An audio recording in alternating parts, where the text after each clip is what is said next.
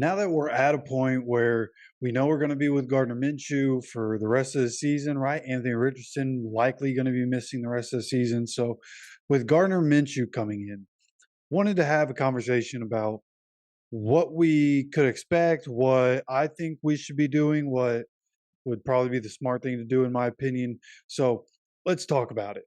Okay. So, this past game, they didn't run the ball very many times in the game. And even when they did, they're running out of the shotgun formation. And that kind of stuff can work when you have a guy like who is also a threat to run himself. People aren't really worried about Gardner Minshew like that. So running out of the shotgun really puts you more at a disadvantage. And that's what we saw a lot in this game. So we didn't run that much.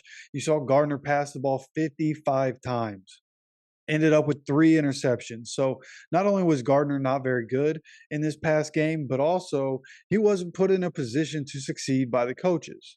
Right. So there has to be some give and take there. And as Shane Steichen and his group start to go back and look over the tape and try to figure out how to form this offense in a way that can work with Gardner Minshew, I think we're going to start to see an offense that's less in the shotgun all the time, right? Even against the Ravens, when Gardner played the entire game when Anthony Richardson was out. You see, it was kind of the same thing. They throw the ball 44 times in a game where it was raining, right? He ends up with no interceptions, has a 1 touchdown to Zach Moss. But even in that one, you're going in with this game plan with Gardner as if you could throw the ball all the time. You can't. There are 2 different games. He's played the entire game and he's thrown the ball 99 times in those 2 games. That cannot be what we're doing with Gardner Minshew. It just can't be, especially now that JT's back, right? The Ravens game, it was just Zach Moss. Now we have JT back. Now we need to start running both of the running backs. Now we need to have manufactured short game touches to like Josh Downs, Isaiah McKenzie, Michael Pittman Jr. We've even seen in this last game, Alec Pierce was doing drag routes and getting the ball on drag routes, and he might be out for a little while. But it's those sort of things that we need to continue to do. I also think Shane Steichen would be smart if he started to form more of a under the center type of offense where you could run play action from under center, right? Have the quarterback turning around and able to hide the ball in the play action. Because truthfully, Gardner in shotgun, his play action from shotgun is trash. Like there is no hiding the handoff for him. Like so there is no threat of him running. He's not good with the play action from shotgun. Like you have to start running some under the center plays, right? And I think this past game they're going to go look through, see okay, what worked for us in these formations, what didn't work, and they're going to start to piece together stuff that's working from everything that they've been doing, and they're going to start to incorporate some other stuff that they can do under center, right? Running the same plays but doing it from an under the center formation and figuring out the different motions that happen and the different timing that happens because he's not just turning and acting like he's handing the ball off, right? He's going to be taking some steps back. It takes longer for a play action to work when you're dropping back from under the center. But with the creativity of Shane Steichen and the guys we have like Josh Downs working out of the slot that can find ways to get open, Kylan Granson, Drew Ogletree, like you can have these guys find ways to get open in the time that it takes to get the play action to start to work. Because at the end of the day, look, the defense did their thing, man. Even with all the turnovers, like the Jaguars ended up with 17 points off turnovers. Defense was put in a lot of bad positions, but for the most part, defense did their thing, man. They did a really good job for most of the day. But it's just the offense, right?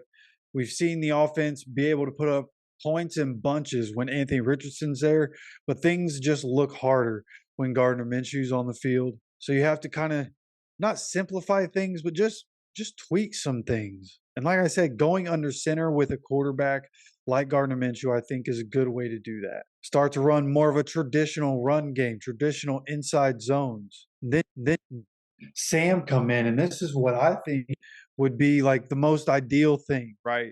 You can have Gardner be, the quarterback for pretty much the entire game, right? He's running the offense, but he's doing it under center, but doing some shotgun stuff here and there just to mix it in, keep the defense honest, keep the defense guessing. But then have Sam come in and have packages for Sam or Kellen. If you'd rather see Kellen because you're done with Sam, it doesn't matter. but have a package for one of these other quarterbacks that can come in and can run the pistol formation, can run the read option kind of stuff, and have that element of the offense still having to be game planned for. I think that would be a good element. I also think you could do some creative stuff when you have, one of those quarterbacks come on the field. You could keep Gardner Minshew on the field and have him out there also, and make the defense have to pay attention to that and be able to open some stuff up. Again, Shane Steichen, very creative. So I think, taking some of these ideas, I think with Shane Steichen, as smart as he is, I think he's going to have these ideas. Jim Bob Cooter's a smart guy. I think he'll have some of these ideas, and they'll try to bring it in. I don't know how much of these changes we're going to see in the first week, right? When we go see the Browns next week, especially with as good as that defense is. But I really think that some of these changes are going to have to be made in order for this offense to work. Again, 99 passes in the 2 games that Gardner Minshew has played. Granted, one of them was an overtime game. Yeah, you can throw that in there, but still, 90 to 100 passes by Gardner Minshew in a 2-game stretch, not what we need to be doing, right? We need Gardner under center, operating more of an under center offense. Use the play action from that. Start having packages with one of the mobile quarterbacks that can come in, still be able to throw the ball if you need them to, but can also run the read option stuff. And being able to run that read option stuff will help open up stuff either for the read option or for the running backs, because people are being taken away and drawn away because of the quarterback. So there's a way to fix it, right? And this isn't Frank Reich. I'm not going to say or bash Frank Reich, but listen, this is not Frank Reich. He's not going to keep doing the same thing and just expecting everybody, oh, we just got to execute it. It can work. We just got to execute it. No, Shane Steichen will see what works and what doesn't. He'll change some things, and the team will change along with it. So I believe in the coaching. I believe things will continue to get better. We just got to give it time, right? We understand that Gardner, like our value with Gardner is capped. But as long as he's not turning the ball over, we'll be fine. And I think there will be ways that Shane will start to form things in the offense to mitigate some of those things that can cause him to turn the ball over. At the end of the day, it will be all on Minshew, though, as the quarterback. We're going to need to run the ball a lot more, though. Can't be having both our running backs with less than 10 carries. At least one of those guys has to have more than 10 carries. So going forward, look for some changes. We'll keep an eye out. I'll keep an eye out on the beat reporters, see if they see any changes in the offense, through the week in practice. If any of that information happens to come out, I'll keep you guys updated, man. But again, expect some changes. I think it'll get better. I still trust the coaching. Sure, Shane Steichen might have just had his worst game so far as our head coach, but you can't win them all. Jacksonville, there's just something about us going down there right now. We can't figure it out. So we have the Browns this upcoming week. It's on to the Browns. And you want to know what else we're on to? We're almost on to 1,000 subscribers. We're so close. And I can tell by these numbers right here that we could easily hit that mark. So if you're not already subscribed, if you like to return to the channel and watch the content, go ahead, hit that subscribe button. It's a great free way to support the channel. And 1,000 is a pretty massive milestone in the whole grand scheme of things on YouTube. So I appreciate anybody that's helped up to this point, anybody that comes by, checks out the content. I appreciate you guys coming by, stopping by, hanging out, and joining in on the conversation.